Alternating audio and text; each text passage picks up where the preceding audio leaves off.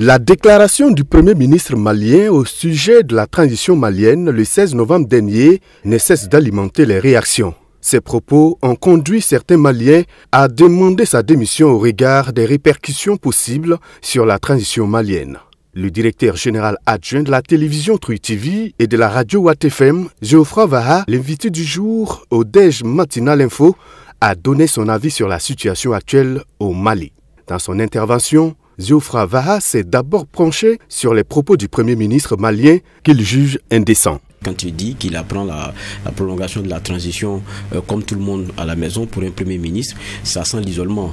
Je pense que c'est ce qu'il avait voulu traduire ici. Mais on se pose la question, pourquoi une sortie de ce genre maintenant?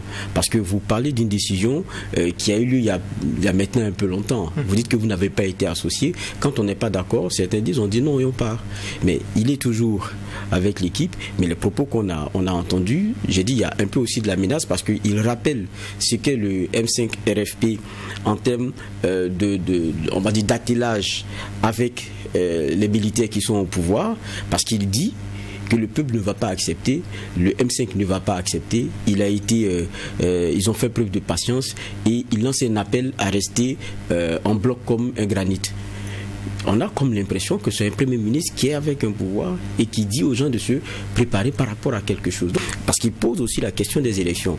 Il dit, je pense qu'il parle de 91 à 2021, il y avait 200 partis en gros qui ont été créés. De 2021 à 2023, il y a 100 partis politiques qui ont été créés et ça crée une vraie zizanie. Et pour lui, c'est, comment dire ça, c'est un désordre organisé qu'il ne comprend pas. Comme si, en filigrane, il est en train de dire que certains sont en train de se préparer pour ce qui est des élections, mais lui alors, comment est-ce qu'il se positionne?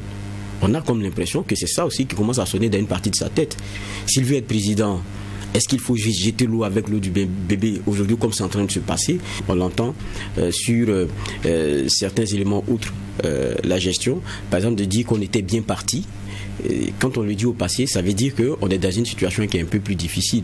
Et venant d'un Premier ministre, on s'est dit il y a des décisions qui sont prises collégialement, il y a une dynamique qui est enclenchée et assumée collégialement. Et aujourd'hui, se mettre dans la posture de celui qui est dehors, qui est dans la critique, alors qu'il est l'une des pièces maîtresses du système, je pense que c'est normal qu'on comprenne que pour beaucoup de Maliens, c'est du mal à passer. Aussi, le directeur général adjoint a parlé de ce qui pourrait être les regards des autres pays de l'Alliance des États du Sahel qui travaillent en symbiose sur la question sécuritaire. Venir jeter cela comme ça sur la place publique, c'est difficile de se dire que on n'a pas en tête qu'on fragilise une dynamique qui est enclenchée.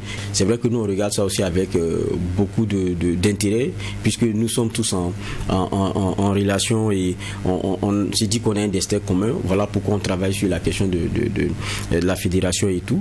Donc c'est un sujet qui interpelle. Et quand on voit un moment qui peut ressembler à un genre de fragilisation comme ça, on se demande est-ce que très vite ça ne va pas se régler? C'est la question qu'on pourrait poser. Notons que le Conseil des ministres, initialement prévu ce mercredi 20 novembre 2024, au Mali a été reporté.